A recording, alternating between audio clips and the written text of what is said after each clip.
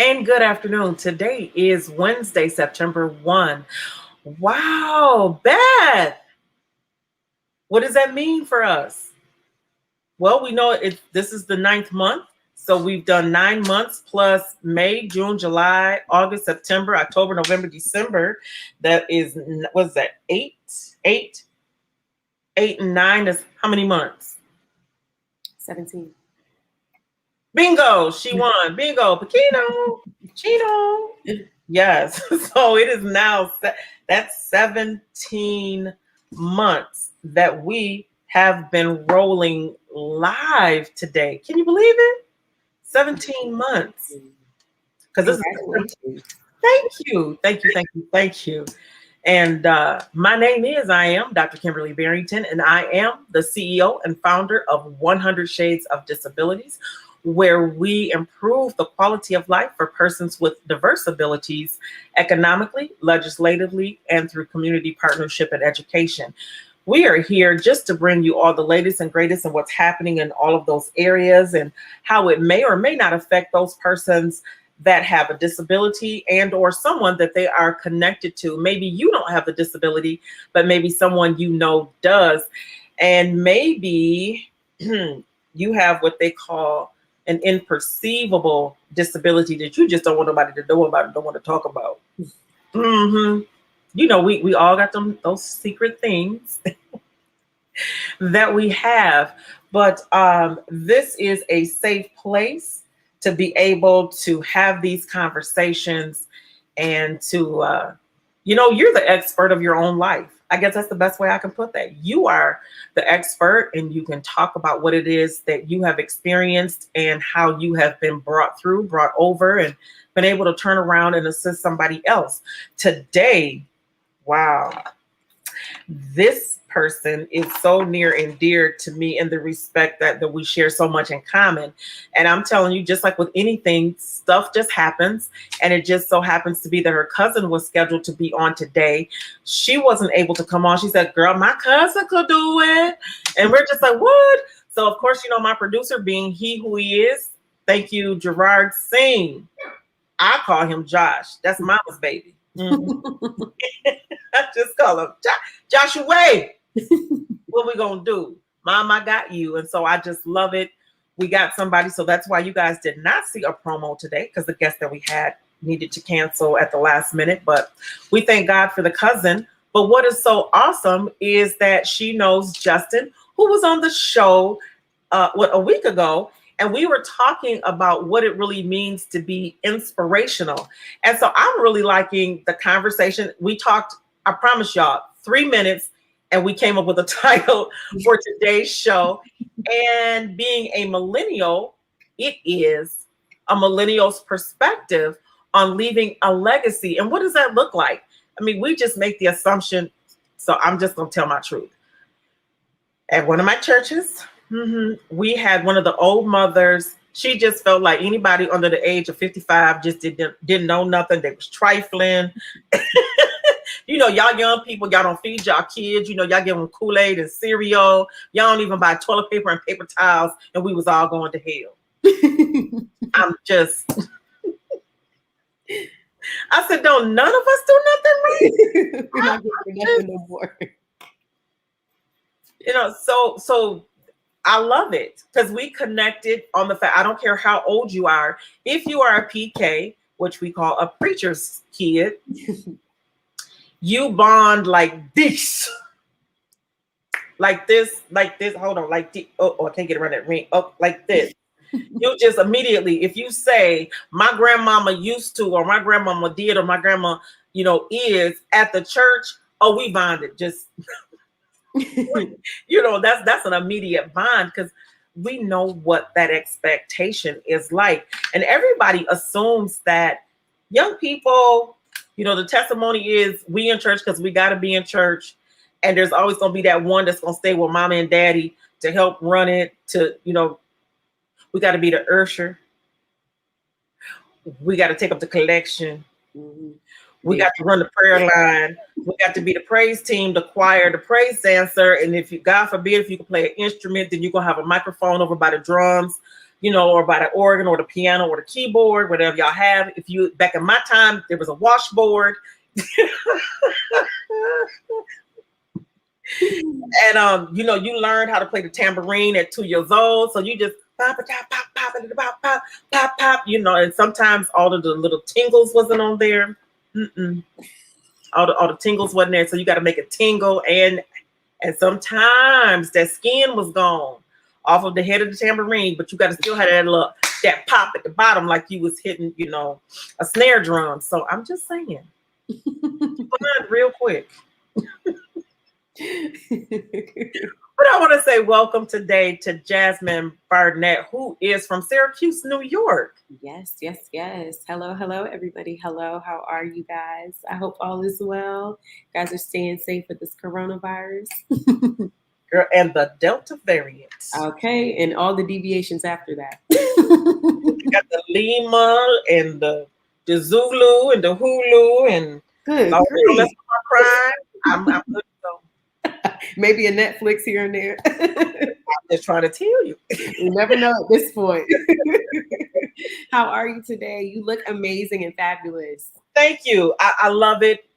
We do have this like green room, and I'm loving StreamYard because it says to you, you are now backstage at the studio. So it makes you feel like you're really doing something important, like a celebrity or something. And it's like, wait for the the host to let you into the broadcast, and you are now entering the studio.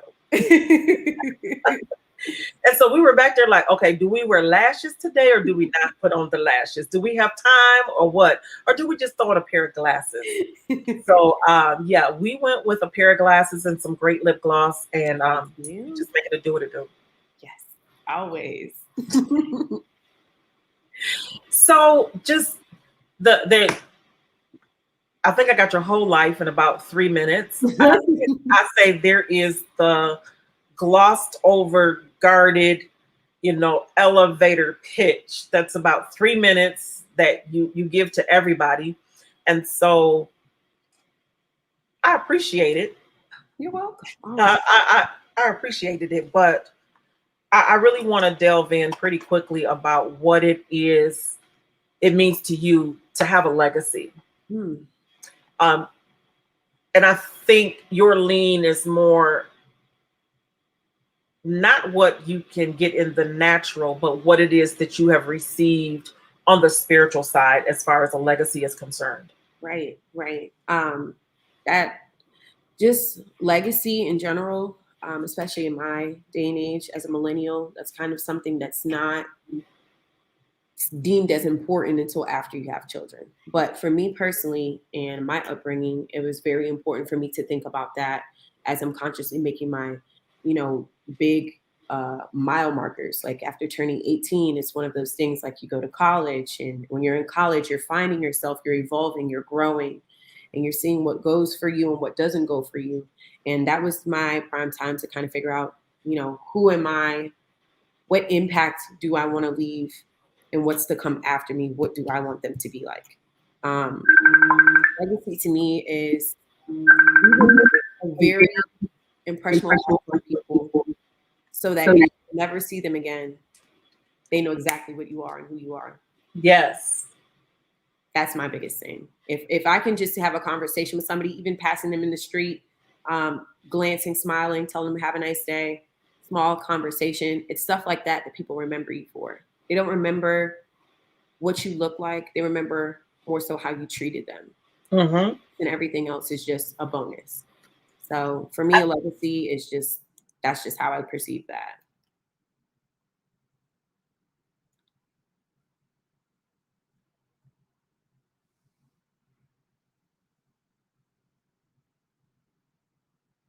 We have the Netherlands here. Oh my goodness. Wow. Hello.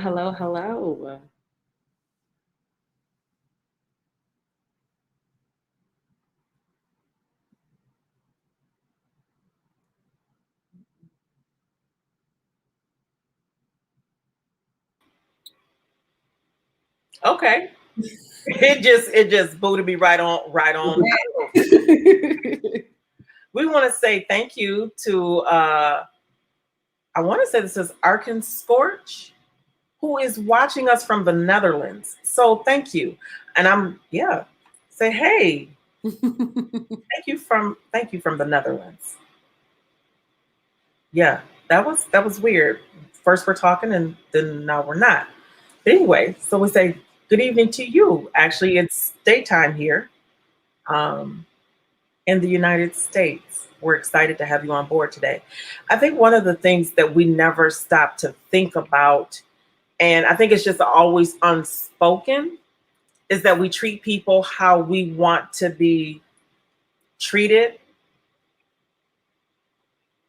Yeah, I think that's one of the lessons that we learn early on is that we have to treat those like we want to be treated.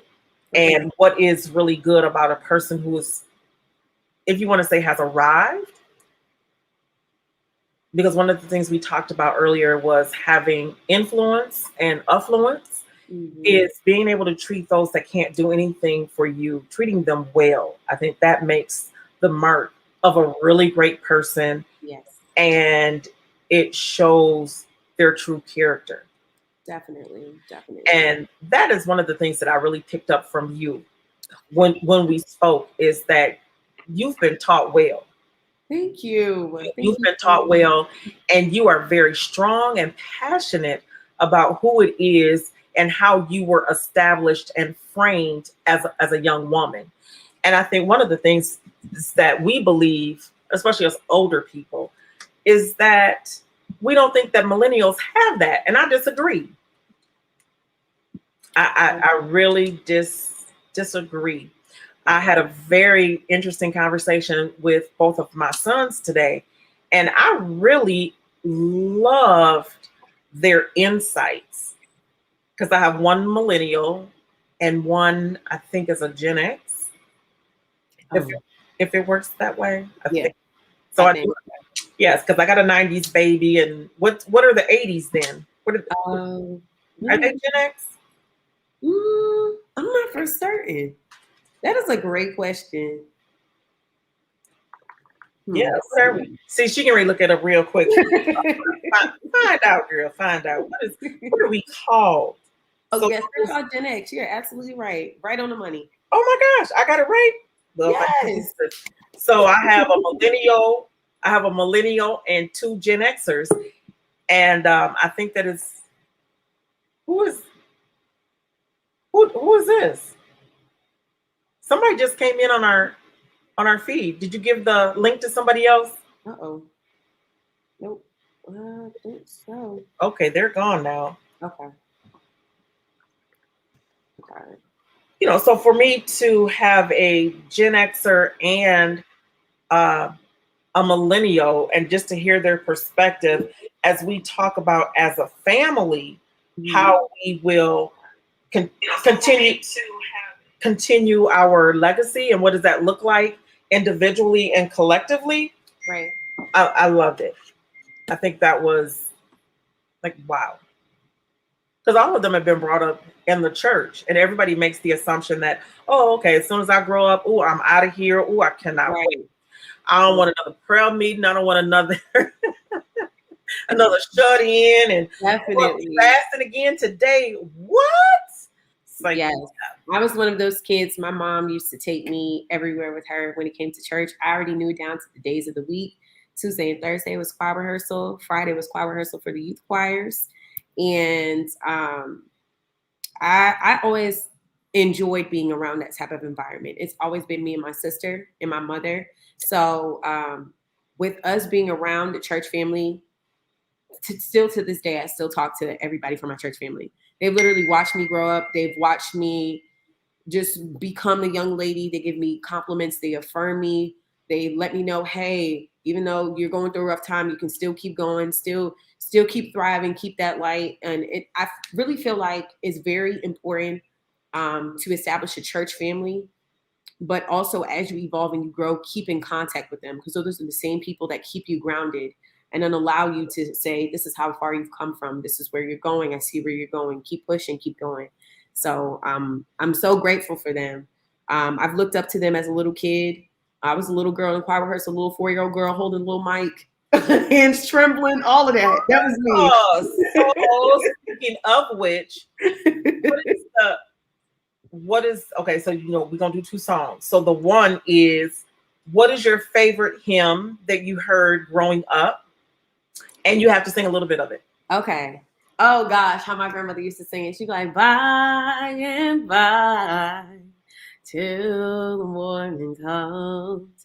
I'm telling you, my grandma used to make up the words. I promise you, she makes her own hymns. I swear. And it's in to this day where I look it up, I'm like, Grandma, that was not the word. She said, girl, this is the Phyllis version, the Phyllis A. Sears version. We're gonna sing that. So when I tell you that was mine, she used to hum it, rock me to sleep, sing it on the way to church, walking into church, out of the church, meeting her girlfriends in church. That is the one that stuck with me the most. And then another song, when I'm personally going through life's tribulations and I have to get myself centered and understand where I am and who I am within myself, is this song called I Need You Now by Smokey Norfolk. It kind of goes like, not a second nor another minute, not an hour or another day. When I reach out to my arms and stretch, I need you to make way as you've done so many times before. Through an open door, I stretch my hands to thee. Come rescue me. I need you now. Away. I need you now. I need you now. I need you now. I need you now. That is literally, I'm telling you, I sing that in the shower. Anytime I need to get myself a come to Jesus moment, get my little 5 seconds. I'm telling you, that song brings me so much joy, and it makes me remember where I was when I first heard that. I remember the time, the place, and I understand that with life and evolving, there's going to be pivotal moments where you have to turn and you have to figure out, okay, I don't know which way to go. But the biggest thing that I've learned within this life is power through faith. And when I say power through faith, I mean, even though you physically don't see it, you affirm yourself it's coming and it makes its way to you. There's nothing that can block you from what you're supposed to be or where you're going to be going in life. And that's when I say moving with the power of faith is understanding I don't know where I'm going to end up. I know I'm going to land on my feet. I know I'm going to be okay. I trust in my process. I understand where I'm going. I understand who I am. And life is just going to unfold for me from there. So, yeah. What do you say to your millennial friends? What are some of the things that you think that they think about that you think differently? And you say, you need to think about a legacy, or maybe they weren't churched, if you will. What is your way of reaching them? My biggest thing, I've always been taught, my grandfather always told me, he said, yes, the Bible is in English, but to other people, it's a foreign language. Wow. So when he said that, I had the same kind of reaction. I'm like, what do you mean? I don't understand. He's just saying there's things that life could teach you, or you could help teach somebody with a lesson that you learned in the Bible, but you have to give it to them in such a way that it's personalized to them. Mm-hmm. So with me, my biggest thing with my friends is I tell them I'm a safe place. I cannot judge you because I'm in no predicament to judge anybody because I'm not perfect. I'm not an omnipotent individual or entity or anything like that. I'm just the flesh, just like you're the flesh. So all I can do is be your safe place, give you sound advice, feedback if you need it. And then I also try to implement my personal life and being the best person I can be. With all the people I come in contact with, it doesn't matter what they look like, who they are, what they have. I treat everybody the same within the same regard, because if my number were to be called today, I have to speak for myself in that regard. Mm-hmm. So I just tell my friends, just be honest, in everything that you do, accept your flaws, your shortcomings, and then also take room for criticism, because that's how you grow. I would never want my friends to be stagnant or anybody around me. And if I feel that they're in a stagnant space, I would speak and pray for them privately before I put them in the public and say anything to them. You know what I mean? So that's my biggest thing. I pray for my friends. I pray for everybody that I come in contact with, have a relationship with, or have a personal, I can't even say it's a relationship, but a personal tie with. I feel like it's very important to implement that, whether it be to them specifically or without their absence, or, you know, not being there. So what does, like, do you talk about, hey, have you thought about leaving a legacy? What is it that you're going to leave that's significant? I mean, we don't expect every single person to create a vaccine for a virus that we have. Right. We don't have the expectation that you will be creating space capsules or a cure for cancer, but there is definitely something that you can do that will leave a mark, a legacy, to say that, hey, Jasmine was here. You know, Dr. Kimberly was here. Beth was here. Right. Do you have those type of conversations, and what are your thoughts about that? I try my best to have those conversations. I understand that my perspective and where I am in my life, not everybody's there yet. So I try to kind of make it very general across the board with all of my friends and family. My biggest thing is asking, hey, what's your 5-year plan? Because in the sense of things, 5 years from now, you may be here, you may not. We never really know. So with COVID, you could be here 1 week and be gone 14 days later. Exactly. Especially with everything that's going on with the pandemic. I really feel like all of my friends had time to sit with themselves and get in tune with their personal life and get in tune with their spirit and really realize, hey, what am I doing wrong? What can I fix? And I even invoked that conversation in the group chats. And, you know, we're millennials. We text 24/7, probably, fingers and toes, you name it. So I usually say, like, you know, check-ins. How are you guys feeling? What do you feel is going to be moving forward within the next couple months? What are your goals? What are your aspirations? What do you see for yourself? I'm 25, so eventually, you know, one day I do want to have kids, but it's just one of those things where my dad also told me, put in the work now as if you already have kids, so that when they get here, they're reaping the benefits of everything that you lay down. When you lay down a solid foundation, there's no bumps. You get rid of all the bumps throughout your process, and you growing and evolving and changing. That's when you start to see, okay, this is a solid foundation. Now I can build from the ground up. I think my millennial, he touched on that today. It was, I don't have any children. I don't have any other responsibilities other than what it is that we're building right now. You know, this legacy that is individual as well as collective with the family. So I appreciate that so much. I'm going to probably touch on this really touchy subject. It came up last year with George Floyd. And one of the things that the prosecution kept making mention of is that he didn't leave a legacy. There is nothing significant about him that he has done or is doing or was doing or could have been doing based on the situation. You know, here it is. He was trying to pass money and getting things. I mean, it was ugly. And that was their focus, is that the family should not receive any retribution for a wrongful death because he, quote unquote, was not one that they perceived would have left any type of legacy. There's nothing for us to pay you for. We did everyone, you know, the community a service is essentially what they were saying. Hey, we did society a service by getting rid of him. Right. And how do you respond to that? Number one, your family is watching. Do you think when you heard those words, it made you push more towards, am I doing something that if, I got caught in a situation and my family needed to be paid, because I know I did. I'm just gonna tell my truth.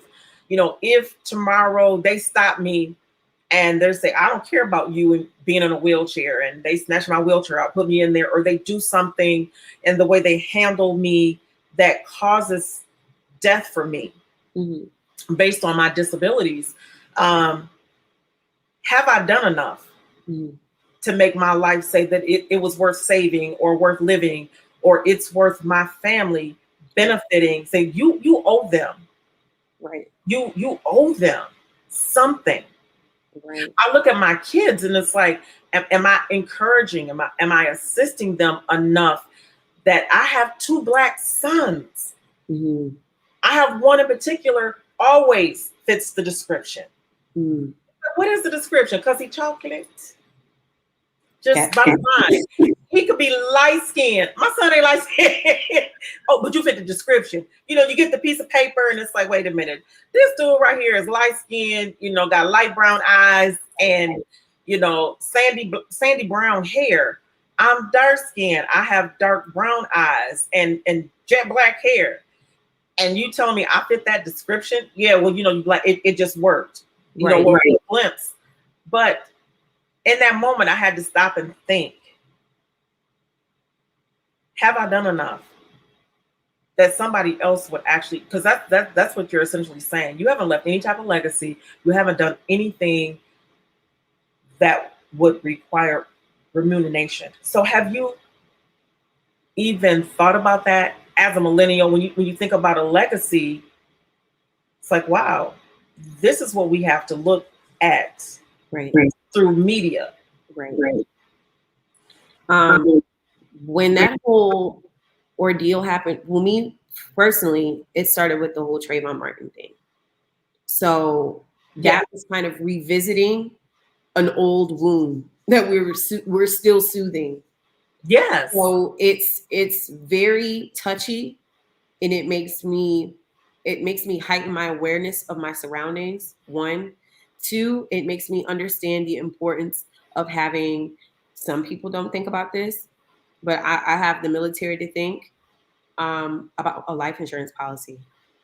That's one of the biggest things that people my age, we're so quick to spend money frugalously just on any and everything, food, cars, just these lavish, unnecessary things that if we were to leave at this given moment are not going to matter. When you can make a small payment on a life insurance policy on a monthly continuing basis, God forbid if something were to happen to you, they have your burial costs taken care of.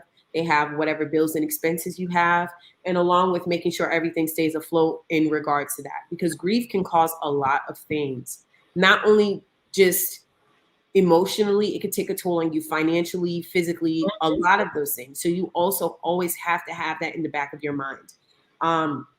There's times where I was like, why would I have a life insurance policy? This makes no sense.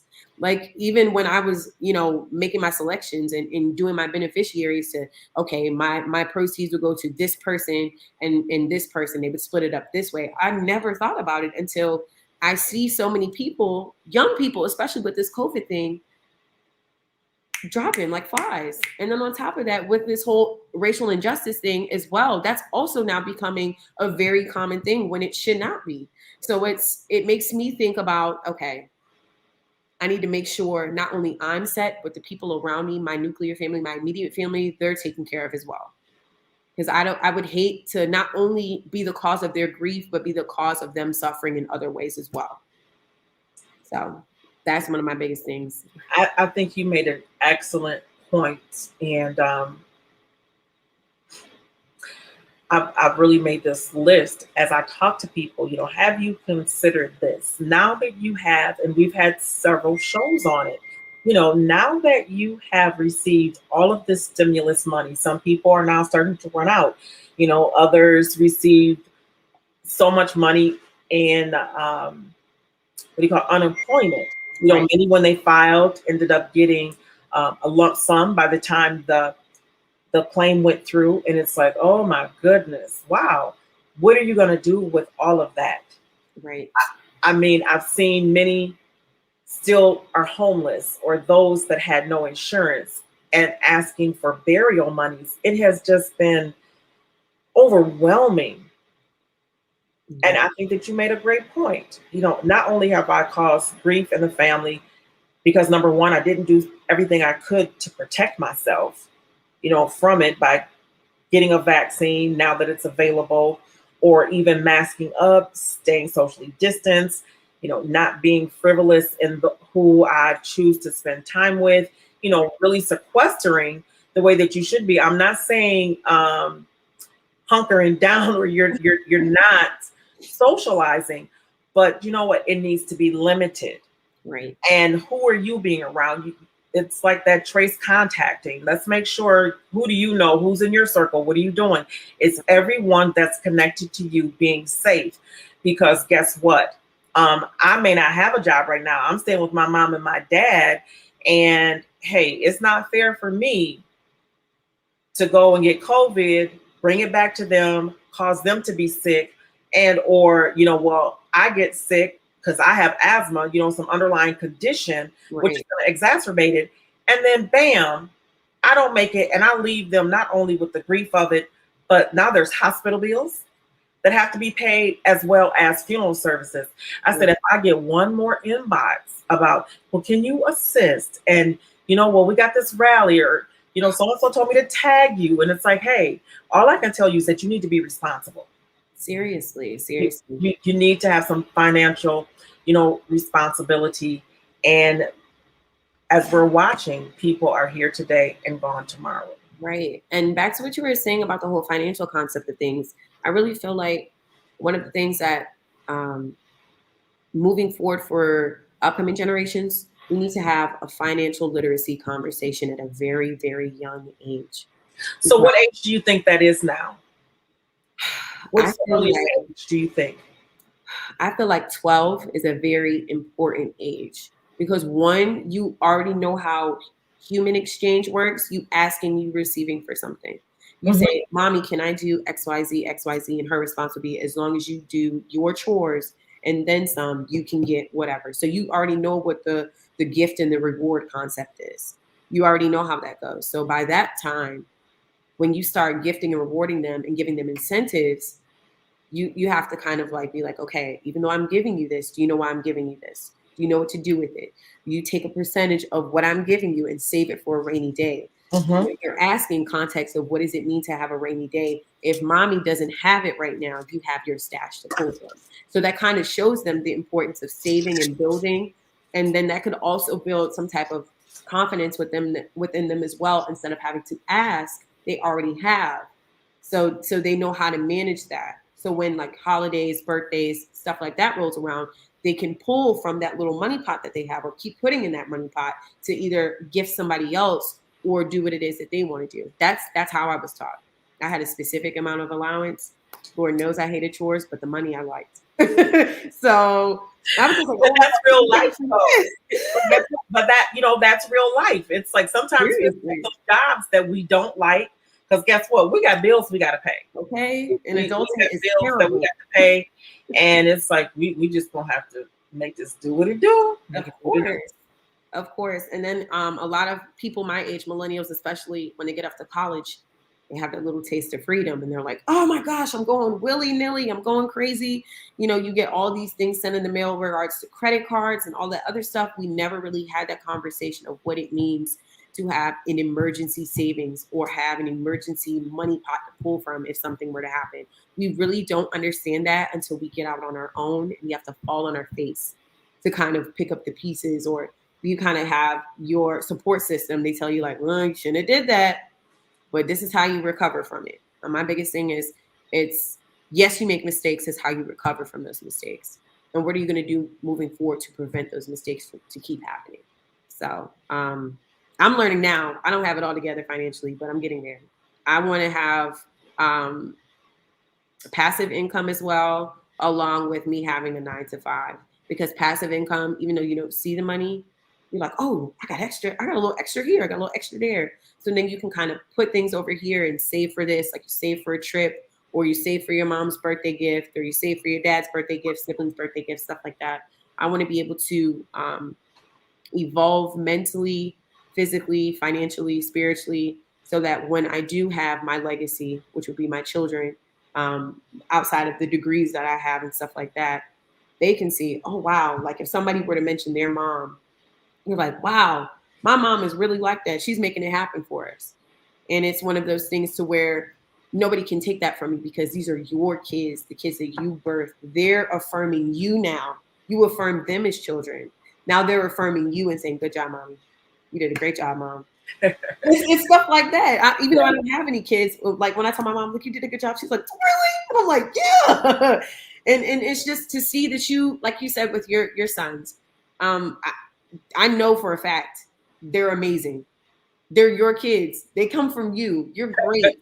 Okay? Like I already know that because I can see how passionate you are about things and what you stand for and your values so that I know when your kids look at you, they're like, that's who my mom is.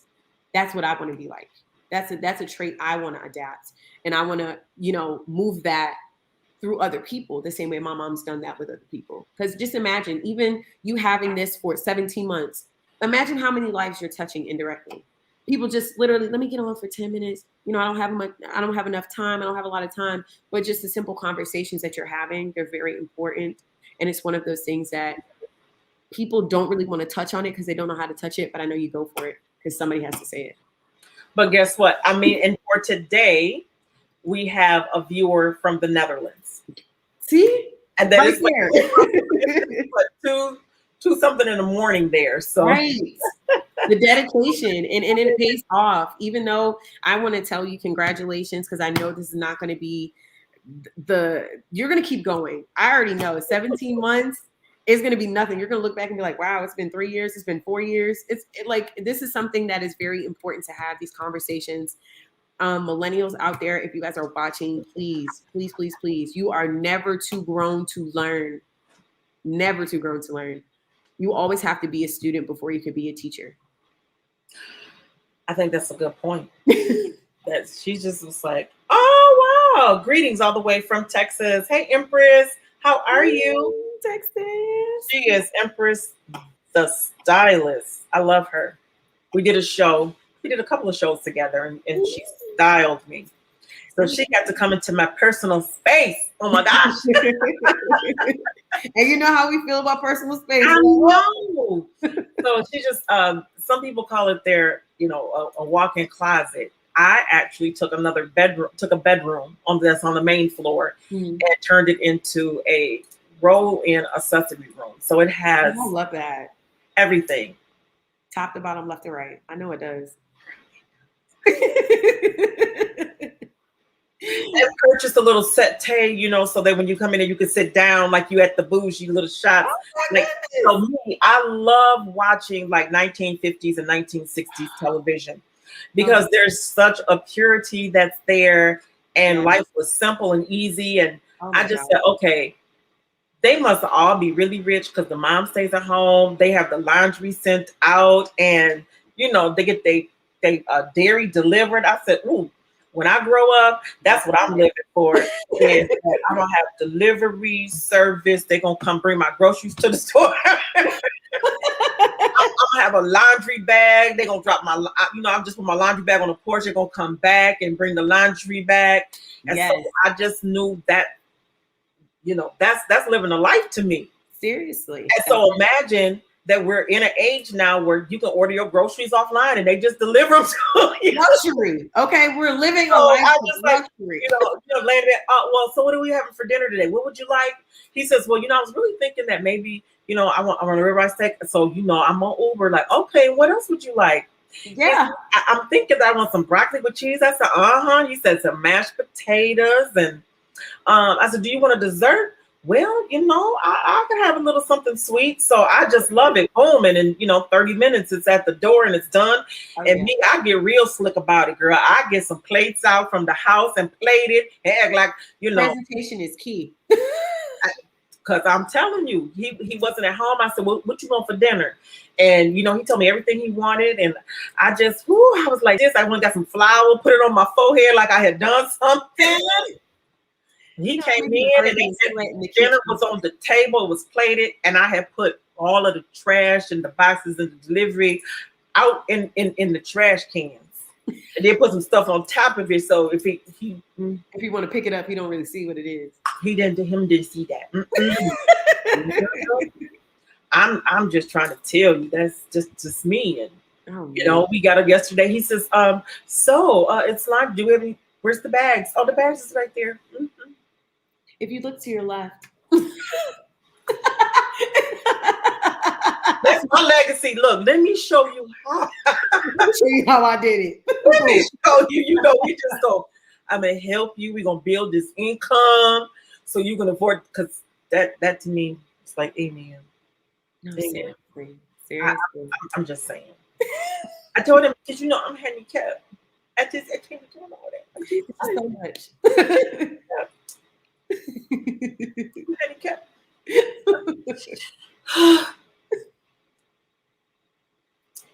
I'm handicapped. No. I got the tissue from over here. Thank you, girl. I take out. Oh my goodness. Oh my goodness. I'm just saying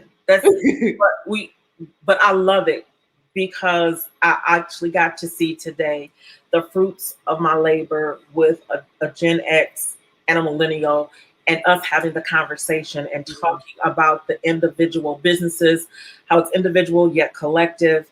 And I'm just sitting here like this. My heart going boom, boom, boom. Just fluttering. Wow, it was all worth it. And as we have just a few minutes left, is there anything what are your final words to the people? My final words would be to everybody. Yes, our times are hard. Yes, our times are ever changing so much, but you always have to know your sense of self. I'm gonna leave you with something my granddad always told me. Your competition is not the people you see on the outside. It's the person that you see in the mirror. You're constantly always going to. Let me tell you what my daddy was saying. Put that in your spirit and work it if you can. Okay. Hey, Josh, you got that? He said, put that in your spirit and work it if you can. Okay, get right with it. Get around church and let's go home. Get around church and let's go home. We can just pass the right now. Right now. I mean, that was a word in itself. Because I think that we live in a time where we think everybody is our hater, and let me block them, and let me block. What about that person that you see right there in the mirror? That's the person that you need to work with, because 9 times out of 10, if you feel like somebody's hating, that's projection. You gotta check yourself, because people are gonna check you and you're gonna get offended. But if you're not in alignment with yourself and your spirit and what you are trying to do, you're gonna be easily agitated, offended, upset. All of these things are going to cloud your judgment. But when you stand firm and you stand tall in what you are and who you are, nobody can tell you anything. You take things with a grain of salt. I'm sorry about it. I just, this all I have right now. This is our offering plate.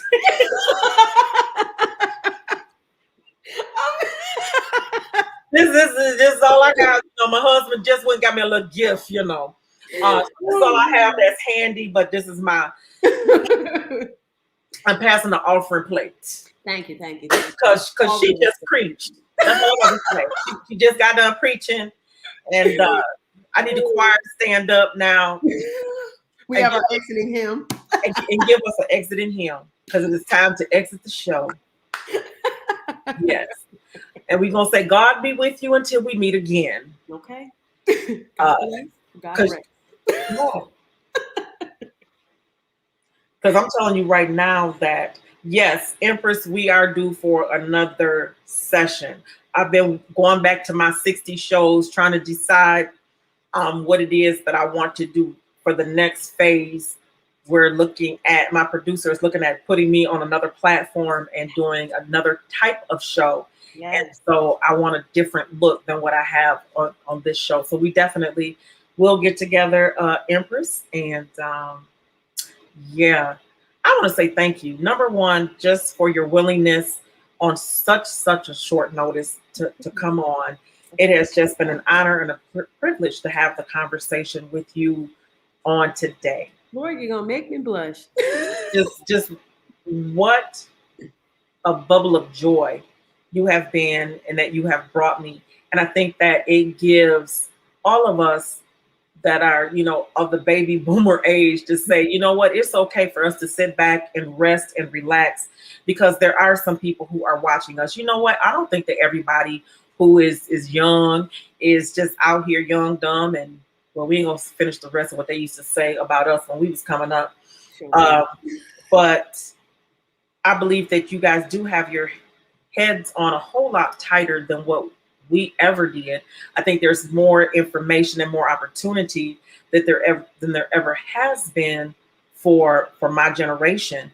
And just the fact that you would take the time for us to blend together, right, and share, and that we do have some great commonality.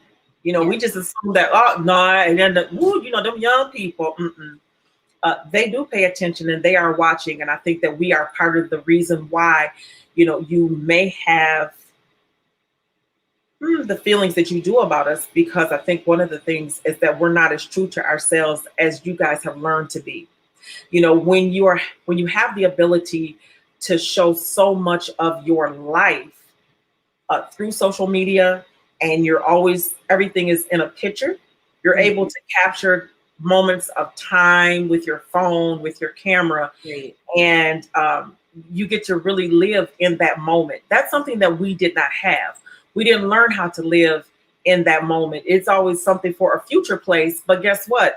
If tomorrow is a future place, well, we've arrived in the future. What are we doing differently? And so I think that's what I have learned to glean from those of Gen X and from millennials, is that start living in the moment a little bit. Let's enjoy what's right here. But as we're moving towards the future, let's take a picture. Let's look at where we are. And I think that you guys are more self-aware because you're always looking at this picture of yourself. Oh, I don't like that. I need to change it real quick. Oh, even if it is a temporary fix by putting on a filter from your phone, you look at that and you say, okay, now that's a goal that I need to work towards so that I'm looking like that and I am that. There are a lot who, I saw a meme the other day that had a picture of an apple facing this way towards the camera. Mm-hmm. And it was a whole red, pretty apple. But on the other side, when you look at it, somebody took a big old bite out of it. Mm-hmm. And it says, you need to look and think twice that everybody's life is not the way that it looks. Right. Because I can take a picture of a moment, but I do love how you guys take a picture of a moment and then you move forward. Because if I look at that picture and I don't like it, I'm actively changing it so that it will look like what I created here in this space. So I want to say thank you again for tuning in. This is Dr. Kimberly Barrington, and you have been rolling with the doc on today. I want to say thank you to the Deaf and Hard of Hearing for rolling with us for 17 months, because this is September 1 of 2021, and we started May 7th of 2020. Yep, right in the middle of the pandemic when nobody knew exactly what was happening or going on. We were right there delivering all of what was happening, almost right up to the second, with so many great, great guests. I want to say thank you to our guest, Jasmine Barnett. You can see on the bottom, all of her information has been scrolling and strolling along. Being away at the bottom. Just like CNN News. Look at that. Jasmine Barnett, A Millennial's Perspective on Leaving a Legacy. Her phone number is, if you cannot see it, is area code 315-491-5497. Email is jas.dbarnett@gmail.com. And she is only on Instagram, and you can find her at jsodarkinlovely. That's it. Thank you so much. I would like to say thank you so much. Thank you so much for such short notice. It's great conversation. This will not be the last time of us speaking or seeing with each other. You are doing a great thing in the community. Everybody appreciates you. Not many people are going to have this resource. I know so many people, even myself, I'm going to spread the word like the best thing since sliced bread. I'm telling you, my millennial friends, my aunts, my uncles, they're definitely going. This is not the end for you. I cannot wait to see where we come back a year from now and revisit. Oh my goodness. Well, we don't want to wait a whole year, but we want to say hello to Beth Coronado before we leave. Thank you, Beth, so much for tuning in. Thank you, thank you, thank you. Until tomorrow, when we'll be back rolling on the road with Dr. Kimberly and Dave. Please be well. If you can be vaccinated, please get vaccinated, and please put on your mask. You know, I always have a plethora. I like this one today. The outfit, it's beautiful. Yes. And you know, if you don't like that kind, I do have wait a minute, I have this one. Yes. Yes. And then yeah, here we go. I got my Juneteenth mask. I love it. Okay. And assortments. We love the options. I'm just saying, we have options. options. Always. Please get vaccinated and please wear your mask. Don't forget to wash your hands and socially distance. Until tomorrow, 4 p.m. Eastern Standard Time. We'll see you soon. Bye. Thank you guys so much. Have a good night.